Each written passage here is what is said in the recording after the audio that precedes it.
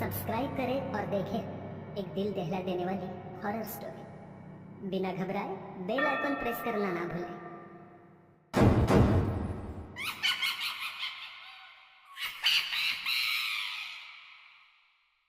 रात के 12:30 बज रहे थे। कोल्हापुर में धाराशिव जाने वाली सीनियर कॉलेज के छात्रों की बस जंगल के रास्ते से गुजर रही थी। ट्रिप खत्म करके वे वापस धाराशिव आ रहे थे। दिन भर मौज मस्ती करने की वजह से सभी छात्र थक कर सो गए थे। दरवाजे की सीट के पास विकास सर और सुशील सर खर्राटे ले रहे थे। बस ड्राइवर विजय मामा भी नींद में बस चला रहे थे। उनके बगल वाली सीट पर प्यून पांडु मामा बैठे हुए थे कि तभी बस के सामने जंगली सुअरों का झुंड आया। विजय मामा ने बस जंगल में रोक दी। कुछ देर में जब रास्ता खाली हुआ तो बस फिर से चलने लगी। कुछ ही देर में विकास सर के पीछे ही दूसरी सीट पर बैठा श्याम नींद से जाग गया। श्याम की उम्र 21 साल थी। पढ़ाई में बहुत तेज था, लेकिन हमेशा अकेला रहने वाला। ना किसी से बनती थी, ना ही उसका कोई दोस्त था। वह दूसरी सीट पर अकेला बैठा हुआ था। सर, टॉयलेट जाना है। सर ने आधी आंखें खोलकर खिड़की से बाहर देखा। बस अभी भी जंगल में ही थी। थोड़ी देर बैठ जाओ, जब जंगल खत्म होगा तब मुझे उठा दो, मैं बस रोक दूंगा। वे बोले और फिर आंखें बंद कर सो गए। श्याम बस की खिड़की से बाहर देखने लगा और जंगल खत्म होने का इंतजार करने लगा। कुछ ही देर में जंगल खत्म हुआ और बस वीरान जगह पर आ गई। उसने विकास सर को जगा दिया और उन्होंने ड्राइवर से बस को रोकने के लिए कहा। जैसे ही बस रुकी, विकास सर बोले, किसी को टॉयलेट होना है तो अभी उतर जाओ, वरना बस सीधे धाराशिव जाकर ही रुकेगी। आवाज सुनकर पिछली सीट पर बैठा श्रीकांत नींद से जाग गया। विकास सर टॉर्च लेकर पहले बस से बाहर उतर गए। उनके पीछे पीछे श्याम और श्रीकांत भी उतरे और वो दोनों अलग अलग झाड़ी के पीछे टॉयलेट करने गए। श्याम टॉयलेट करके वापस आया, लेकिन श्रीकांत अभी भी नहीं आया था कि तभी श्रीकांत जोर से चिल्लाया। उसकी आवाज सुनकर विकास सर और श्याम उसकी ओर भागे, लेकिन तभी श्रीकांत झाड़ी से बाहर आया। क्या हुआ, क्यों चिल्लाए थे? कुछ नहीं सर, चप्पल से होकर कांटा पैर में चुभा।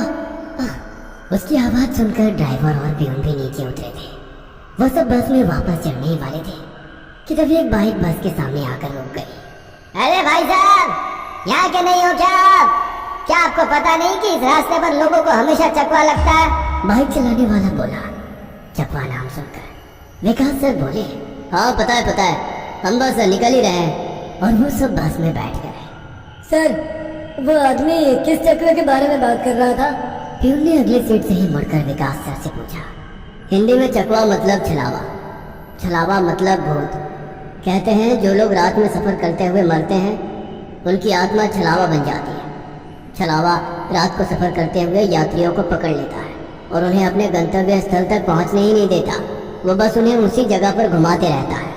कितना भी भाग लो या फिर गाड़ी तेज भगाओ, आप उसी जगह पर आप पहुंच जाओगे जहां आपको छलावा ने पकड़ लिया था।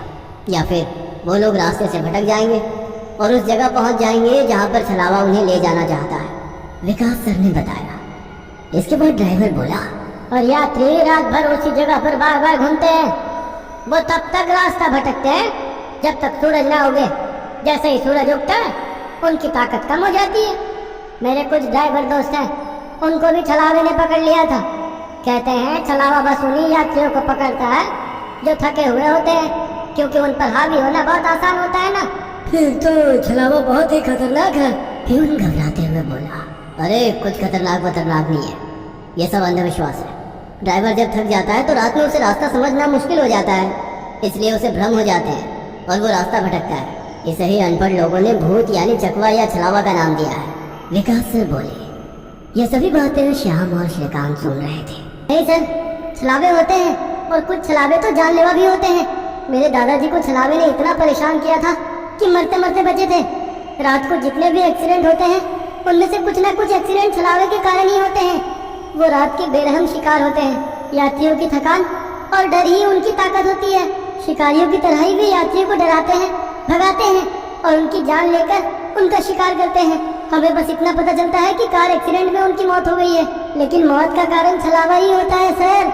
श्याम ने डरावनी आवाज में कहा। सर, इस का कुछ मत सुनो, इसकी बुआ राइटर है, उन्हीं से सुनी होंगी ये बातें। और राइटर लोगों का तो काम ही होता है बातें बनाना, उसी से तो उनका घर चलता है। पिछली सीट पर बैठे श्रीकांत ने कहा, श्रीकांत चुप हो जाओ और सो जाओ। उन्होंने डांटते हुए कहा और उसके बाद सभी लोगों ने आंखें बंद कर ली और सो गए। कुछ समय बीता। श्याम अभी भी जाग रहा था और खिड़की से बाहर देख रहा था। बस किसी जंगल के बीचों बीच से गुजर रही थी कि तभी उसने देखा कि रास्ते के किनारे एक बंद पड़ी चाय की टपरी है। लेकिन ये चाय की टपरी तो मैंने पीछे भी पहले वाले जंगल में देखी थी। वह मन ही मन बोला और खिड़की के बाहर देखने लगा। तब उसे पता चला कि वो तो वही जंगल है जो वीरान जगह से पहले आया था। वह भागते हुए ड्राइवर के पास गया। विजय मामा नींद में बस चला रहे थे। बीच बीच में आंखें झपका रहे थे। विजय मामा, बस कौन से जंगल में है? होगी किसी जंगल में। रास्ते में जंगल कम है क्या? नहीं मामा, हम वापस उसी जंगल में पहुंच गए हैं जहाँ पर बस के सामने जंगली सुअर आ गए थे। नहीं बेटा, तुम्हें कुछ तो गलतफहमी हो रही है। वो जंगल तो कब का पीछे छूट गए हैं ना। उनकी बहस सुनकर विकास सर नींद से जाग गए। क्या हुआ श्याम? सर, हमें छलावा लग चुका है। उसने हमें पकड़ लिया है क्योंकि बस वापस उसी जंगल में आई है जहाँ से पहले गुजरी थी। लेकिन विकास सर भी ड्राइवर की तरह उस पर विश्वास नहीं कर रहे थे। सर, अगर आपको मेरी बात पर यकीन नहीं हो रहा है तो बाहर देखो। अभी कुछ देर रास्ते के किनारे एक ट्रक दिखाई देगा जो एक्सीडेंट में पलटी हो चुका है। और कुछ ही देर में रास्ते के किनारे सभी को पलटी हुई ट्रक दिखाई दी। ये देखकर सभी हैरान हो गए थे। ड्राइवर ने भी मान लिया कि श्याम सच बोल रहा है कि तभी जंगल खत्म हो गया और बस वही सुनसान वीरान जगह पर पहुंच गई जहां पर वो कुछ देर पहले टॉयलेट करने के लिए रोक दी गई थी। ये देखकर सभी की आंखें फटी की फटी रह गई थी। विकास सर की तो बत्ती ही गोल हो गई थी। श्रीकांत पिछली सीट से आगे आ चुका था। सबके चेहरे का रंग उड़ गया था। बस अभी भी रास्ते पर चल रही थी कि तभी वो फिर से वापस वही जंगल में पहुंच गई। वो सभी जान गए कि उन्हें छलावा ने पकड़ लिया है। ड्राइवर कोई दूसरा रास्ता मिलता है या नहीं ये देख रहा था, लेकिन फिर भी बस वापस उसी जंगल में आ जाती थी। ऐसा लग रहा था कि मानो पूरी दुनिया में बस वही एक रास्ता है जो घूम फिर कर उसी जंगल में ले आता है। सर, अभी इस छलावे से कैसे निकले? मैंने सुना है कि छलावे से बाहर तभी निकल सकते हैं जब सुबह हो जाए। इसका मतलब हमें रात भर इसी सड़क से गुजरना होगा, जंगल से वीराने में और वीराने से जंगल में। क्यों ना हम सुबह होने का इंतजार करते हुए उसी वीरान जगह पर रुक जाए। ड्राइवर बस चलाते हुए बोला। लेकिन शायद मैंने सुना है कि छलावे में रुकना ठीक बात नहीं है। नहीं सर, मेरी बुआ ने बताया था कि अगर सेफ जगह मिल जाए तो रुकने में कोई परेशानी नहीं है। बस इतना ही पता है तुम्हें? और कोई तरीका नहीं है क्या? है, लेकिन वो अभी के लिए नहीं है। और वैसे भी अगर जिस छलावे ने हमें पकड़ा है अगर वो कमजोर हुआ तो उसकी शक्तियाँ कुछ ही देर में कमजोर हो जाएंगी और हम छलावे से छूट जाएंगे। फिर वो छलावा हमें नहीं पकड़ सकता। इन सभी की बातें सुनकर सोए हुए सुशील सर जाग गए। अरे क्या हुआ? आ गया क्या मेरा बोरगांव? सुशील सर उबासी लेते हुए बोले। तभी सभी ने उन्हें घटी हुई घटना बता दी। यह सुनकर सुशील सर के तो मानो होश उड़ गए। लेकिन तभी ड्राइवर जोर से चिल्लाया, सर, आगे एक गांव आया है। यह सुनकर सभी लोग ड्राइवर की तरफ भागे। तब उन्हें रास्ते के किनारे एक बोर्ड दिखाई दिया जिस पर लिखा था, बोरगांव में आपका स्वागत है। यह देख सुशील सर जोर से चिल्लाए, ये तो मेरा गांव है, लेकिन हम यहाँ इतने जल्दी कैसे पहुँचे? हमें तो कोल्हापुर से निकले मुश्किल से 2 घंटे हो गए हैं और मेरा गांव कोल्हापुर से 6-7 घंटे की दूरी पर। यह आपका गांव नहीं है सर, छलावा है। आपके मुंह से बोरगांव का नाम सुनकर छलावा हमें बोरगांव दिखाकर गुमराह कर रहा है। लेकिन अच्छा हुआ बोरगांव आ गया। मुझे लगता है कि हमें यहाँ पर सुरक्षित जगह ढूंढकर छिप जाना चाहिए। और सुशील सर के घर से ज्यादा सुरक्षित किसका घर हो सकता है? लेकिन सर, छलावे में एक जगह पर रुकना खतरे से खाली नहीं है और छलावा खुद में ही खतरा है। वो खुद में सुरक्षित जगह कैसे रख सकता है? तुझे मेरे से ज्यादा पता है क्या? बचपन से मैं भूतों के बारे में सुनते और पढ़ते आया हूँ। तो तय रहा। विजय मामा, बस सुशील सर के घर की तरफ ले चलो। सुशील सर ने ड्राइवर को अपने घर का रास्ता दिखाया, लेकिन तभी उन्हें उनके गली में लोगों की भीड़ दिखाई दी। बस आगे नहीं जा सकती थी, इसलिए उन्होंने बस दूर ही खड़ी कर दी। भीड़ में खड़े लोग जोर जोर से रो रहे थे और भीड़ का रुख सुशील सर के घर की तरफ ही था। भीड़ के रोने की आवाज सुनकर वे सभी लोग डर गए। सुशील सर बस से उतरे और भीड़ में घुस गए। उनके पीछे पीछे सभी भीड़ में घुस गए।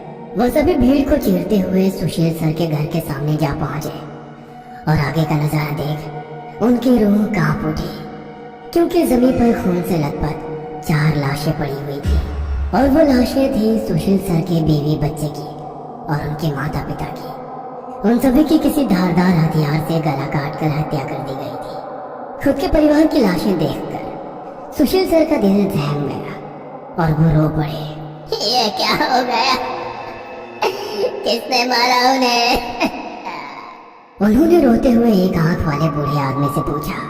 आज तुम्हारे बीवी ने चाकू से तुम्हारे बच्चे का और तुम्हारे माता पिता का गला चीर कर उन्हें मार डाला और फिर खुद का गला काट कर खुदकुशी कर ली। क्या?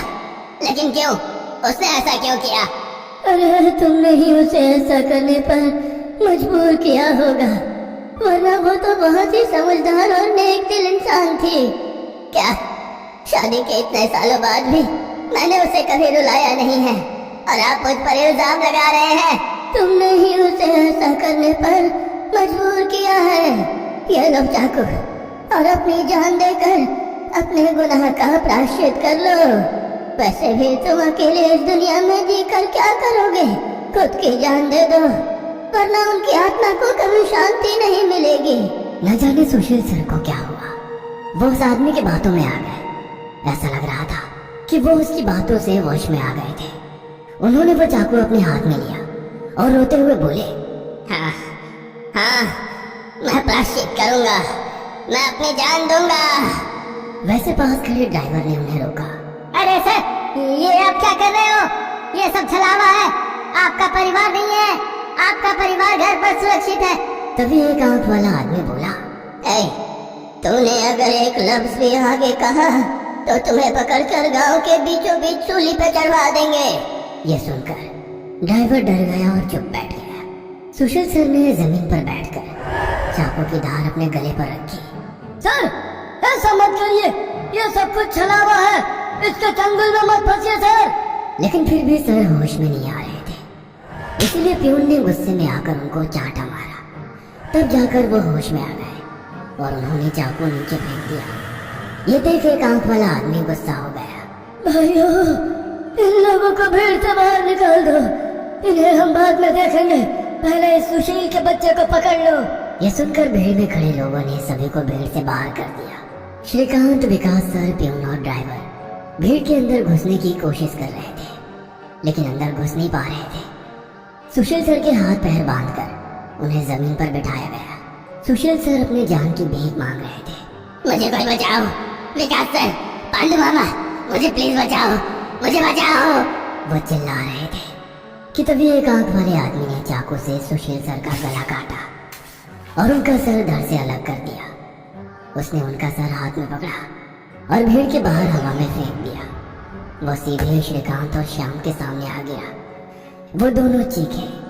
तब एक आंख वाला आदमी बोला, भाइयों, इन शहरी लोगों ने सुशील को बचाने की जरूरत की है, उन्हें भी पकड़कर उनका गला काट दो।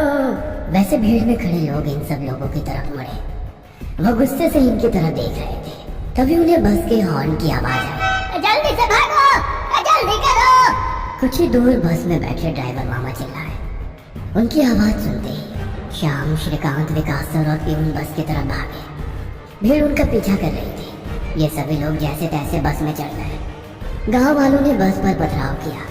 बस के कांच टूटकर बच्चों के शरीर में उसके टुकड़े घुस गए, लेकिन उसमें से कोई भी नींद से जागा नहीं था, क्योंकि वो सब छलावे के प्रभाव से मोहित होकर सो गए थे। श्याम, विकास सर और श्रीकांत के शरीर में भी कांच के टुकड़े घुस गए थे।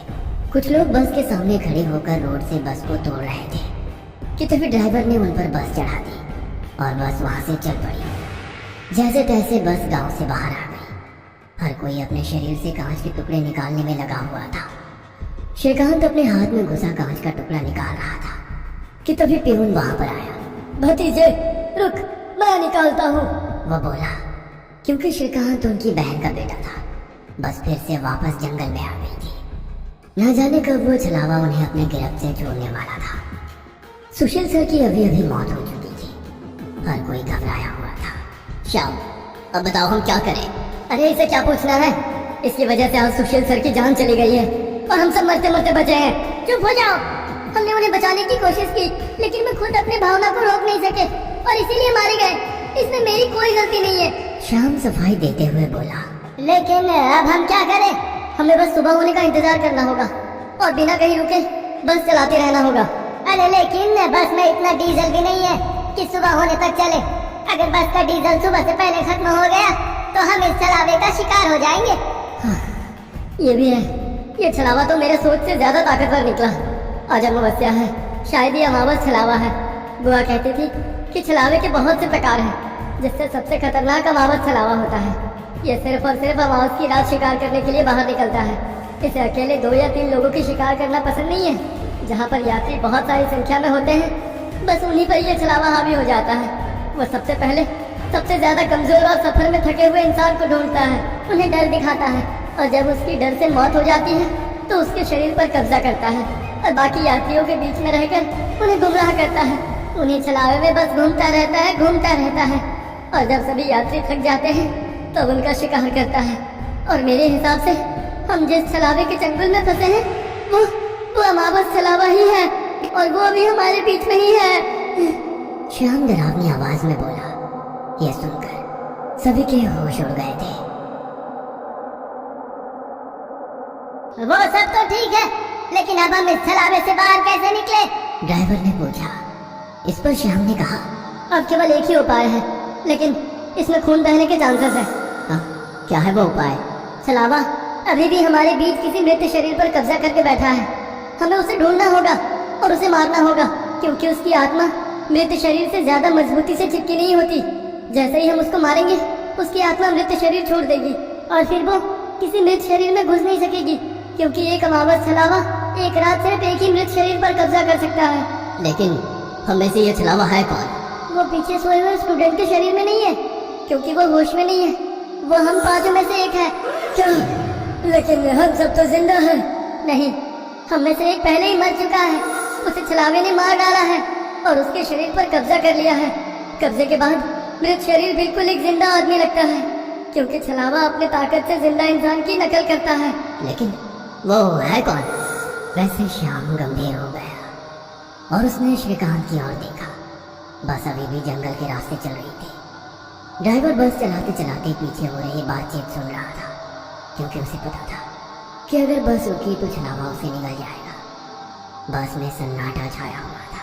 हर कोई श्याम के मुंह से छलावे का नाम सुनना चाहता था कि तभी श्याम बोला, ये श्रीकांत ही छलावा है। ये क्या बकवास कर रहे हो तुम? होश में तो हो? माना कि तुम्हारी बुआ ने बहुत सारी भूतों की किताबें लिखी है, उसका मतलब ये तो नहीं कि तुम कुछ भी बोलोगे और हम सुनते रहेंगे। मेरा विश्वास करो सब, श्रीकांत ही छलावा है। जब ये वीरान जगह पर झाड़ी के पीछे गया था तब मैंने इसे किसी साए की ओर घूरते हुए देखा था। जब मैं देखने के लिए आगे बढ़ा तभी मेरी चप्पल में कांटा चुभने की वजह से मेरी चीख निकल गई और वो साया वहाँ से गायब हो गया। शायद तभी उसने श्रीकांत को पकड़ा होगा और उसके शरीर पर कब्जा किया होगा। चल जल्दी से इसे मार डालो, वरना ये भाग जाएगा। यह सुनकर सभी के होश उड़ गए, लेकिन उसकी बात में कुछ तो वजन था। ए श्याम, जुबान संभाल कर बात कर। भतीजा है ये मेरा, अगर इसको किसी ने हाथ भी लगाया तो मार डालूंगा। हाँ। प्यून गुस्से में बोला, जी, इस पांडु की मत सुनिए। मुझे भी लगता है कि यही छलावा है, क्योंकि हम सभी ने झाड़ी से आती श्याम की चीख सुनी थी। श्याम बिल्कुल सच कह रहा है। ड्राइवर बस चलाते हुए बोला, अरे शक की सुई तो इस श्याम पर भी है। ये भी तो झाड़ी के पीछे गया था और दिखाई नहीं दे रहा था। ऊपर से यह विकास हम दोनों की नजर से दूर था। शायद इसे ही छलावे ने बस के नीचे खींच लिया और वहीं मार डाला। तो ये दोनों क्यों नहीं हो सकते छलावा? प्यून ने कहा। अरे मैं जिंदा हूँ, मैं छलावा नहीं हो सकता। श्याम ने कहा, हाँ, और ये श्याम हमारी कब से मदद कर रहा है। ये छलावा होता तो हमारी मदद क्यों करता? अब बचे तुम तो ड्राइवर के बाजू में ही थे, इसलिए ये श्रीकांत ही छलावा है। विकास सर जोर से बोले, अरे सर, इस प्यून को छोड़ो। अब सीट के नीचे से रॉड निकालो और उस छलावे का सर फोड़कर मार डालो। ड्राइवर बस चलाते हुए बोला। यह सुनकर श्रीकांत डर के मारे प्यून के पीछे छिप गया। विकास सर ने सीट के नीचे से लोहे की रॉड निकाली। प्यून ने उन्हें रोकने की कोशिश की, लेकिन विकास सर ने उन्हें धक्का मारा और रॉड श्रीकांत के सर पर मारी। लेकिन श्रीकांत वहां से हट गया और नीचे गिर गया।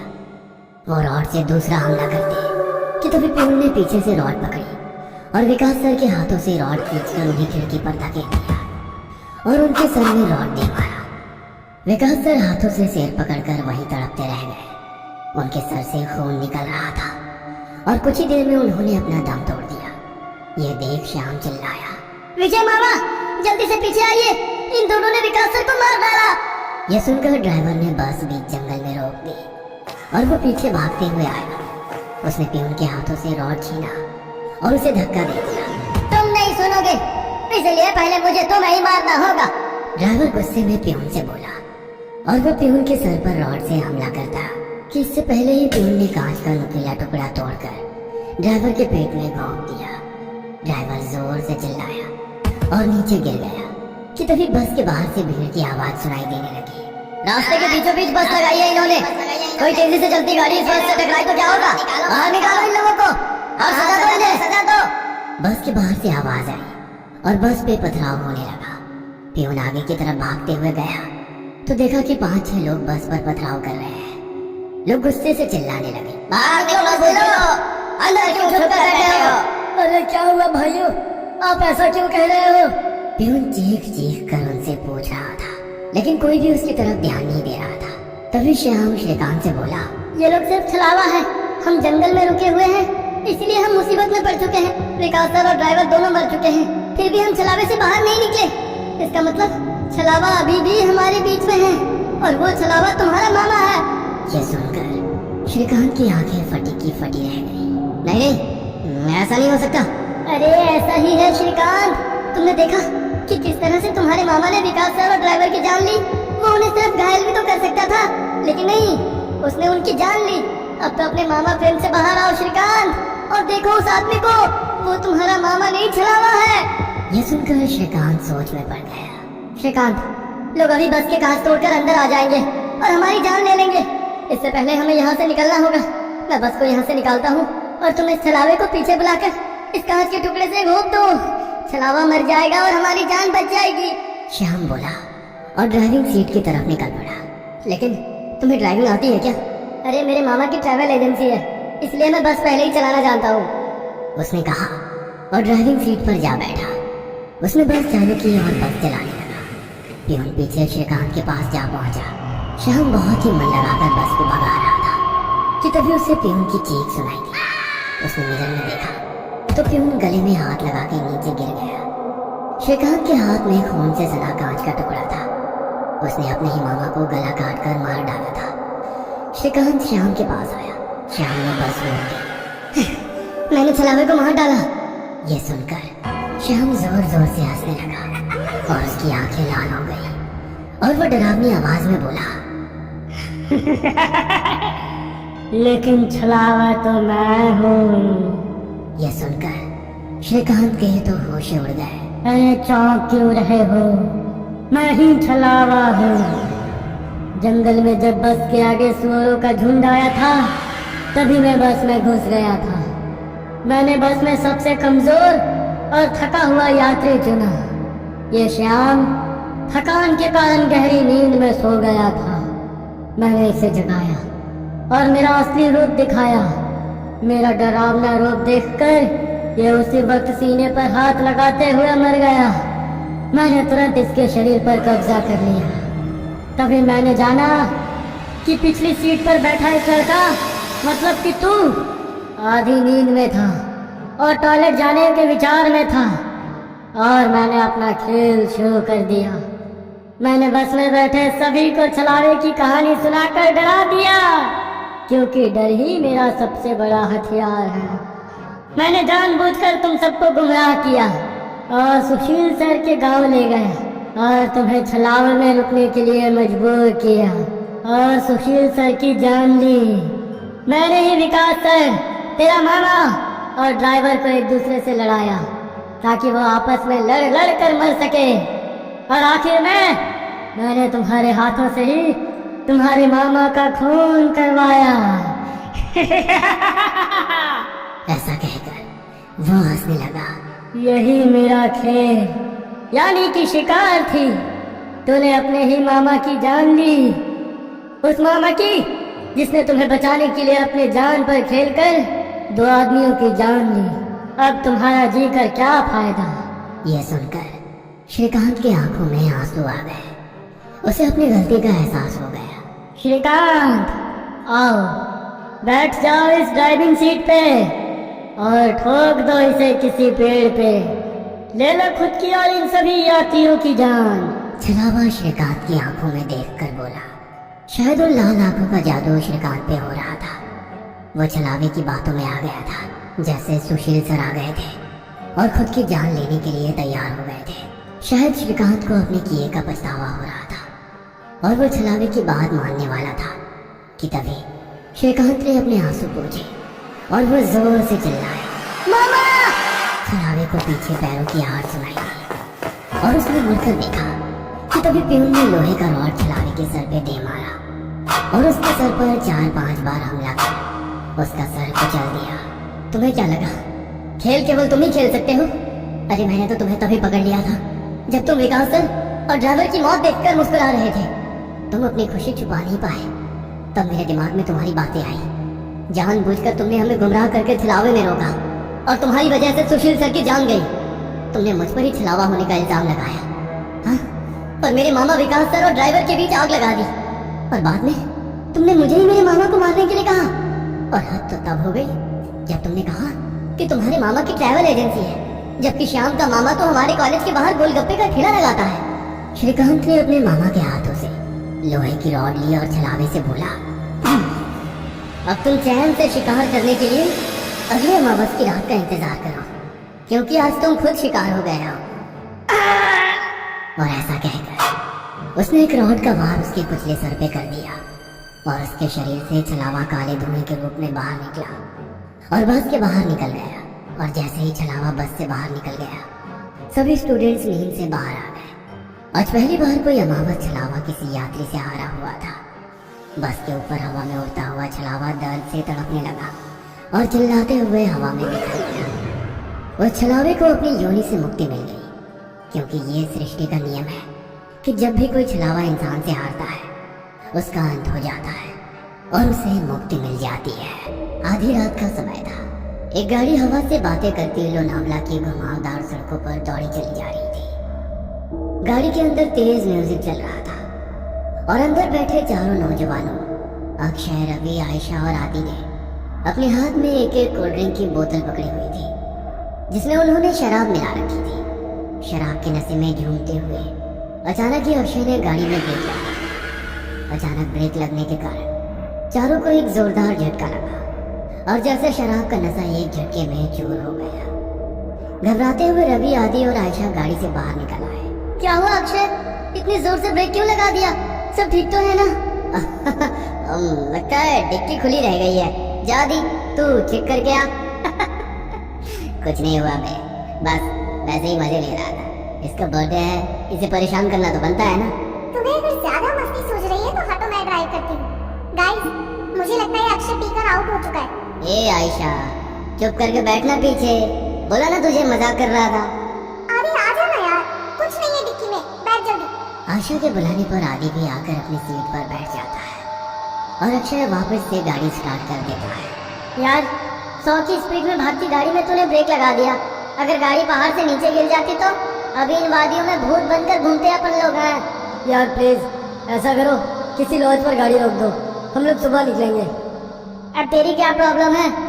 तुम लोग समझ नहीं रहे हो यार, तुम सबको चढ़ गई है, अपने होश में नहीं हो तुम लोग। इस तरह लॉन्ग ड्राइव पर जाना सही नहीं है और तुम लोग अभी इस हाईवे के बारे में ज्यादा कुछ जानते भी नहीं हो। यार तेरा ही बर्थडे मनाने जा रहे हैं, तू सारा मजा मत खराब कर। अच्छा बता, क्या प्रॉब्लम है इस हाईवे में? यार मैंने बोला ना, ये रास्ता सही नहीं है। यहाँ के लोकल्स का कहना है कि आगे पहाड़ी पर अक्सर रात में एक्सीडेंट होते हैं। क्या बकवास है ये? एक्सीडेंट किस रोड पर नहीं होते हैं? इसमें क्या नई बात है? होते हैं, सब जगह होते हैं, लेकिन यहाँ पर वजह कुछ और होती है। बस तू यू टर्न लो और पीछे चलो। अब तो तूने चैलेंज कर दिया भाई को, अब गाड़ी नहीं रुकने वाली। आदि के लाख रिक्वेस्ट करने पर भी अक्षय ने फिर से गाड़ी का गियर बढ़ाया और एक बार फिर से उनकी गाड़ी हवा से बाकी गई। आदि की बातें भूलकर बाकी के दोस्त भी अंग्रेजी गाने की धुन पर आंख बंद करके थिरक रहे थे, लेकिन आदि अभी भी अक्षय के साथ आगे की सीट पर थोड़ा सिकुड़ा सहमा सा बैठा हुआ था। रात का सन्नाटा हर गुजरते पल के साथ गहराता जा रहा था। रात के तकरीबन 2 बज गए थे। पीछे की सीट पर बैठे बैठे रवि अब झपकियां लेने लगा था। तभी एक बार फिर से अक्षय ने जोरदार ब्रेक लगा दिया तो गाड़ी जाकर सड़क किनारे लगे पेड़ से जा टकराई। अक्षय, तुम्हारा दिमाग खराब हो गया क्या? ये क्या मजाक लगा रखा है बार बार? अब तुम चुपचाप ड्राइविंग सीट से उतरो, नहीं तो अच्छा नहीं होगा। अरे यार, कोई मजाक नहीं है। मेरी गाड़ी के सामने अभी अभी ना जाने कहां से एक लड़की आ गई थी। अच्छा, तो अब कहाँ गई वो लड़की? मुझे तो यहाँ कोई लड़की नजर नहीं आ रही। मेरा यकीन करो आयशा, गाड़ी के सामने एक लड़की थी। उसे देखकर ही मैंने ब्रेक लगाया तो गाड़ी डिसबैलेंस होकर इस पेड़ से जा टकराई। ट्रस्ट मी, मैं कोई मजाक नहीं कर रहा। रात के 2 बज रहे हैं। इतनी रात को इस सुनसान सड़क पर कोई लड़की क्यों घूमेगी? और अगर तुम्हारी बात मान भी ली कि यहाँ कोई लड़की थी, तो अब वो लड़की कहाँ है? आदि, तुम तो अक्षय के साथ ही बैठे थे ना, तुम्हें कोई लड़की दिखाई दी? मुझे तो कोई लड़की दिखाई नहीं दी। पता नहीं अक्षय क्या कह रहा है, मुझे कुछ समझ में नहीं आ रहा है यार। लड़की अचानक कहाँ गायब हो गई? समझ लो हमारा एक्सीडेंट होते होते बचा है अभी। आदि, आयशा और अक्षय गाड़ी से नीचे उतरकर बातें कर रहे थे और रवि सब कुछ अनसुना करके चैन की नींद सो रहा था। इसे देखो, अभी गाड़ी खाई में गिर जाती तो सोते सोते कुंभकर्ण ऊपर पहुंच जाता। इसीलिए बोलती हूँ, लिमिट में पिया करो। अब तो सही कह रही है, शायद मुझे चढ़ गई है। मैं पीछे बैठता हूँ, अब तू ड्राइव कर ले। ना बाबा ना, अब तो मेरी आंखें नींद से भरी हो रही हैं। तू ही चला गाड़ी, लेकिन अब ध्यान से चलाना। अक्षय एक बार फिर से ड्राइविंग सीट पर बैठ गया और आयशा पीछे बैठकर झपकियां लेने लगी। कुछ देर बाद, यार आदि, मुझे ऐसा लग रहा है हम बार बार उसी रास्ते पर आ रहे हैं। सब गोल गोल घूम रहा है यहाँ, वही पेड़ वही पहाड़। मुझे सच में चढ़ गई है क्या यार? तो एक बार लोकेशन चेक करना। भाई, पहाड़ एक जैसे ही होते हैं, इसमें क्या अलग होगा? आदि अपना मोबाइल निकालता है, लेकिन मोबाइल में कोई नेटवर्क ही नहीं आ रहा था। यार, मेरे फोन में नेटवर्क ही नहीं है। तभी अक्षय को गाड़ी की लाइट्स में सामने एक आदिवासी पहनावे वाली लड़की दिखाई देती है। लगता है मुझे फिर से वहम हो रहा है। अगर अब मैंने ब्रेक लगाया तो ये सब मिलकर मुझे ही पहाड़ से नीचे फेंक देंगे। अक्षय लड़की की ओर गाड़ी बढ़ाने लगता है। अरे, तुझे दिखाई नहीं दे रहा? सामने कोई लड़की है, उसे गाड़ी से उड़ा ही देगा क्या? आदि की बात सुनकर अक्षय लड़की से कुछ दूरी पर ही गाड़ी रोक देता है। अक्षय, अचानक ये लड़की कहाँ से आ टपकी? चुपचाप गाड़ी आगे बढ़ा, मुझे कुछ ठीक नहीं लग रहा है। बाहर मत निकलना। अरे यार, बहुत घबराई हुई लग रही है और रात भी हो रही है। देखने तो देख क्या बात है। मैं बोल रहा हूँ ना, ये रास्ता सही नहीं है यार। यहाँ पर अक्सर लोगों को छलावा लग जाता है। तो फिर शुरू हो गया। तभी वो लड़की दौड़ते हुए उनकी गाड़ी के पास आ जाती है। मुझे भूलनपुर तक छोड़ दो साहब, आपकी बड़ी मेहरबानी होगी। क्या बात है, डरी हुई क्यों लग रही हो? साहब, वो लोग मेरे पीछे लगे हैं। आप बस जल्दी से यहाँ से चलो, नहीं तो कुछ भी हो सकता है। लड़की की बात सुनकर अक्षय गाड़ी का दरवाजा खोल देता है और लड़की आकर आयशा के बगल में बैठ जाती है। आपका बहुत बहुत शुक्रिया साहब, आज तो मैं बार बार बची हूँ। आपको पता नहीं है साहब, इतनी रात गए इधर निकलना सही नहीं है। यहाँ रात गए अपने शिकार की तलाश में छलावा घूमता है। कहते हैं जिसके ऊपर छलावा की नजर पड़ जाए, फिर वो नजर बांध देता है। उसके बाद आप वही देखोगे जो वो आपको दिखाएगा। लेकिन तुम भाग क्यों रही थी? कौन था तुम्हारे पीछे? साहब, मैं छलावा की पकड़ में आ गई थी। बड़ी मुश्किल से अपनी जान बचाकर भागी हूँ। लड़की अभी अपनी कहानी सुनाई आई थी कि सामने से कुछ लोग मशाल लेकर सड़क के बीचों बीच खड़े हो जाते हैं। अरे, ये लोग ऐसे सड़क घेर कर क्यों खड़े हो गए हैं? कौन है ये लोग? ओह शिट, हॉर्न बजा जल्दी। इन लोगों पर हॉर्न का कोई असर नहीं पड़ रहा यार। एक तो घुरे जा रहे हैं और अपनी जगह से टस से मस तक नहीं हो रहे हैं। मुझे तो बहुत गुस्से में लग रहे हैं। क्या करूं? पतली सी सड़क है, अगर ये सामने से नहीं हटे तो गाड़ी रोकनी पड़ेगी। गाड़ी रोकते ही कहीं इन्होंने हम पर हमला कर दिया तो? साहब, ये आदमी नहीं है, आप बस गाड़ी मत रोकना। अगर इन्होंने हमें पकड़ लिया तो अच्छा नहीं होगा, हम में से कोई नहीं बचेगा। क्या मतलब है तुम्हारा? मैं उन पर गाड़ी चढ़ा दूं? नहीं, ये मुझसे नहीं हो पाएगा। अक्षय की गाड़ी धीरे धीरे उस भीड़ के नजदीक पहुंच रही थी। भीड़ में खड़े लोगों के हाथों में जलती हुई मशाल और लाठी डंडे दिखाई पड़ रहे थे। इसके साथ ही उनके चेहरे पर गुस्सा भी साफ साफ देखा जा सकता था। जैसे ही गाड़ी उस भीड़ के नजदीक पहुंचने को हुई, अचानक ही अक्षय को दाईं ओर एक मोड़ दिखाई दिया और उसने गाड़ी उधर ही घुमा दी। अब गाड़ी उस सुनसान रास्ते पर दौड़ती चली जा रही थी। अचानक ही आयशा की नींद टूट जाती है। अरे यार, ये लड़की कौन है? अरे कहाँ आ गए हम लोग? यार आयशा, हम अपनी आंखों से छलावा देख कर आ रहे हैं। बस लास्ट मोमेंट पर अक्षय ने इस रोड पर गाड़ी घुमा ली, नहीं तो पता नहीं आज क्या होता। मुझे तो अभी तक सोच सोच कर ही घबराहट हो रही है। ये सब हमारे साथ क्या हो रहा है, मुझे कुछ समझ नहीं आ रहा। हम लोग अभी एग्जैक्टली है कहाँ, कुछ पता है? आशा को इतना कहते ही अक्षय को सड़क पर एक बोर्ड दिखाई देता है। ये देख, सामने बोर्ड पर लिखा है लोनावला 60 किलोमीटर। लो, हम तो बस 1 घंटे में लोनावला पहुंचने वाले हैं। लेकिन लोनावला पहुंचने में तो 8 घंटे लगते हैं ना। इतनी जल्दी हम लोग लोनावला कैसे पहुंच सकते हैं? आखिर ये कौन सा रोड है जो इतनी जल्दी वहाँ पहुंचा रहा है? वेट वेट वेट, मुझे ऐसा क्यों लग रहा है कि हमारी ये ट्रिप कुछ अनयूजुअल सी हो गई है। रवि सोए ही जा रहा है, इतना कुछ हो गया लेकिन इसकी नींद ही नहीं खुल रही है। आधी रात को तुम्हें ये लड़की मिल जाती है, फिर ये पता नहीं कौन सा नया रास्ता मिल जाता है, और अब तुम कह रहे हो लोनावला बस 60 किलोमीटर बचा है। आई कांट बिलीव इट, कुछ तो गड़बड़ हो रही है हमारे साथ। क्या यार आयशा, तू तो मजे से नींद में झपकियां ले रही थी ना। अगर तूने वो मशाल और हथियार वाले लोग देखे होते तो तुझे भी यकीन हो जाता। अक्षय ने जो उस मोमेंट पर किया वो सही किया, कुछ अनयूजुअल नहीं है। मैं अक्षय को गलत नहीं बता रही हूँ, लेकिन मुझे यकीन नहीं है कि ये रास्ता सही है। आयशा, आदि और अक्षय के बीच बहस चल रही थी कि उन्हें सड़क के किनारे एक ढाबा दिखाई देता है। चलो इस ढाबे पर उतरकर पता करते हैं कि ये रास्ता कहाँ जाता है। नहीं नहीं साहब, मैं गाड़ी से नीचे नहीं उतरूंगी, आप लोग जाइए, मैं यही ठीक हूँ। मुझे बहुत डर लग रहा है। मुझे भी लगता है कि हमें यहाँ पर नहीं उतरना चाहिए। जहाँ तक मुझे पता है इस पहाड़ी रास्ते पर कोई ढाबा नहीं है, फिर ये ढाबा अचानक कहाँ से आ गया? अरे यार चलो ना, तुम लोग हर काम बिगाड़ते क्यों रहते हो? कुछ खाने को मिल जाए तो ले लेंगे, फ्रेश भी हो लेंगे। ये रवि तो उठ ही नहीं रहा है, इसके लिए भी कुछ पैक करा लेंगे। आदि और अक्षय के कई बार समझाने पर भी आयशा और वो लड़की गाड़ी से उतरने के लिए तैयार नहीं हुई, इसलिए वो दोनों ही ढाबे के अंदर पहुंच जाते हैं। वहां पहुंचकर अक्षय सिगरेट सुलगा लेता है।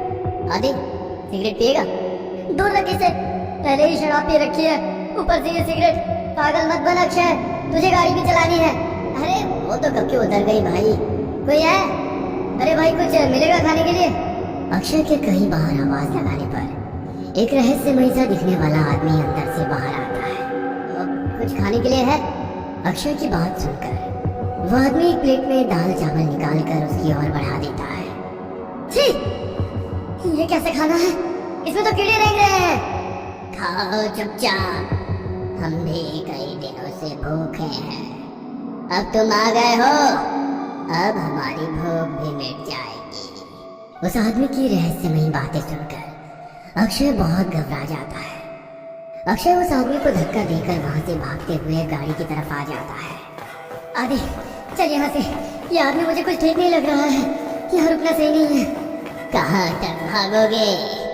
वो तुम तक पहुंच चुका है, छल चुका है तुम्हें। अब तुम में से कोई नहीं बचेगा।